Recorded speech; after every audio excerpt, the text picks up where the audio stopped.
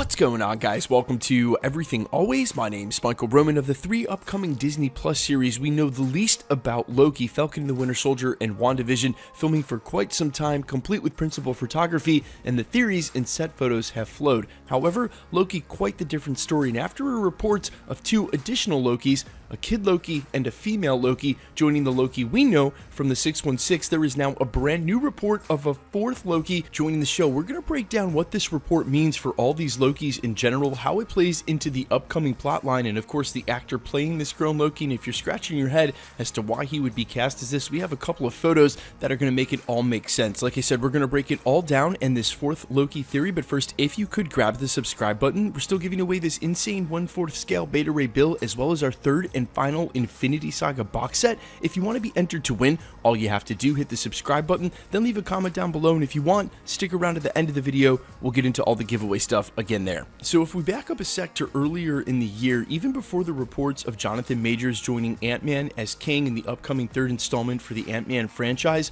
there were reports that Kang himself would show up during the Loki series, and it has a lot to do with the multiverse and time travel and how that villain plays into that trope. There was rumors that Richard E. Grant, who had been cast for the series, would be playing a prime version of Kang and would lead to the Council and the TVA. However, there's a whole different thing going on now, and hints that he could indeed be playing the classic Loki or the prime version of Loki. Now, if you're looking at this older guy and saying we've got a kid, we've got a female, we've got regular Loki from the 616, why is this guy playing an older Loki? Take a shot here from an original movie he was in called Jack and Sarah. Look at this picture. Tell me this doesn't look exactly like Tom Hiddleston from the side. Obviously a younger Richard E. Grant, but perfect for the casting. I mean, it really does. And as an older version of him and how good an actor he is, it actually would be amazing to see. Now, the fact that they would introduce a classic or prime Loki, as conjectured by Murphy's Multiverse, Charlie Murphy, a trusted industry insider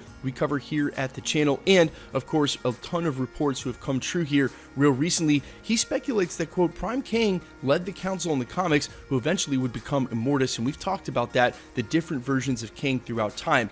There was a rumor that Grant would potentially play that character. Now, some hints might be pointing at him playing a classic Loki. He goes on to say, now that he thinks about it, classic could also be the MCU's version of Prime, yet it isn't connected to Kang, but rather Loki. It looks like we might have a Council of Lokis as part of the series. It wouldn't be too surprising if classic Loki might be the founder of the TVA, that's the Time Variance Authority, for which we see the initials on Loki's vest when it looks like he's imprisoned by the TVA in the one clip we've got of the show in the original trailer. Now that the character is displaced from time, we could see the travel through time and space end up as the founder. He could be stuck in a time loop that got created due to the Avengers playing with time. Now, an older version of the character hopes to find a way to break the time loop and using other versions throughout time to solve it. Maybe he's even a version we know well from the long story Earth 616, just an older version of the same character we've got. Quote, perhaps this has also inspired Kang to seek out others of his kind throughout the multiverse as he realizes the damage they have done and sets out to do what Loki couldn't,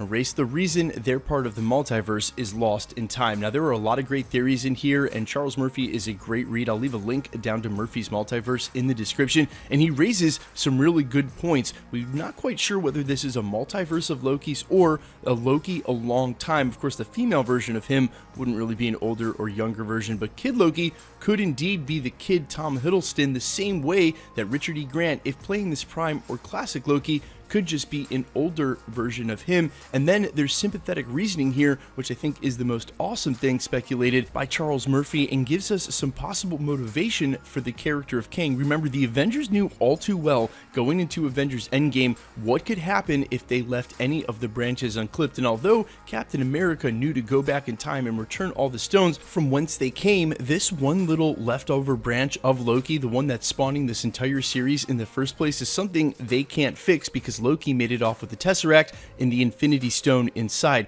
Now, it could be Kang viewing the Avengers as the one who caused all this, who now needs to travel through time, thinking he's the one who's going to fix it, as it may have heavily impacted and ruined his multiverse or his line in time, and now not only wants to fix it, but has a vendetta against the Avengers and those who caused that in the first place. Look, when we get into all of this time travel stuff, it can get really confusing, and as I've made mention many times here at the channel, they hired basically the entire Rick and Morty's writing room to take care of these Disney Plus shows and this part of the Marvel Phase 4 slate that was going to delve right into the multiverse of madness, how they were going to handle it, and that is great news for fans. And if you're familiar with Rick and Morty, they know how to handle this stuff without leaving huge plot holes. Speaking of, you'll notice two things Charlie Murphy said that we need to touch on, first of which being the Council of Lokis. Yes, that's much like the Council of Ricks, and just a couple of days ago, as indicated by the working title for the upcoming Fantastic Four, Solve Everything, there's even a Council of Reed Richards. This is a common trope in the Marvel Universe,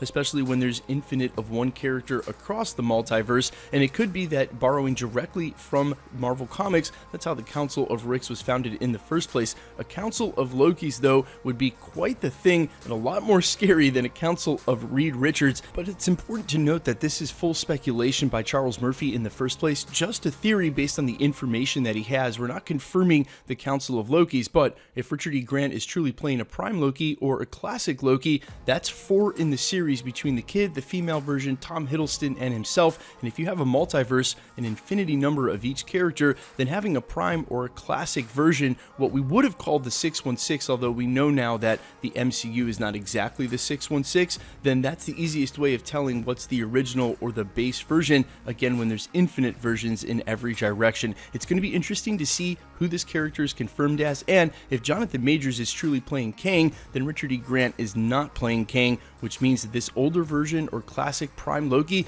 is the most likely outcome and has heavy implications for what we're going to see with not only the Time Variance Authority, but what we'll see in the series leading in to the Multiverse of Madness. And you can be sure we're probably going to get some inkling of this in WandaVision as well, as her pocket reality is probably doing the same kind of damage, if not more, than Loki taking off with the Tesseract. Guys, let me know all your thoughts down below. Are you familiar with Richard E. Grant's work? Could you imagine him as an older Loki? That screenshot I showed you is insane, right? Uncanny. Quickly, uncanny, a little Marvel joke there. The X-Men are so far off, I feel I can get away with it. Let me know all your thoughts down below, and quickly, let's get into the giveaway stuff before I let you go. We're still giving away this insane 1/4 scale XM Studios Beta Ray Bill. All you have to do to be entered to win, hit the subscribe button, then leave a comment down below, and that automatically enters you to win all the rest of the prizes here at the channel, like our 3rd and final Infinity Saga box set that we're giving away next month in December, regardless of the subscriber count. If you want to be entered to win either of the prizes or any of the future prizes here at the channel, all the same rules will always apply. Hit the subscribe button to make sure you're a subscriber, then leave a comment down below. Because it's truly random, the more videos you comment on, the better chance you have of winning. Then hit the notification bell with notifications turned on to keep up with the channel. And of course, if you enjoyed today's video and the content here, hit the like button. My name's Michael Roman. You can find me over on Instagram at IamFires or over on Twitch, twitch.tv/Nevellen, NVELLEN. There's a link in the description to both. My name's Michael Roman. This is Everything Always, guys. Thanks for checking out the channel, and stick around. We'll be posting again real soon.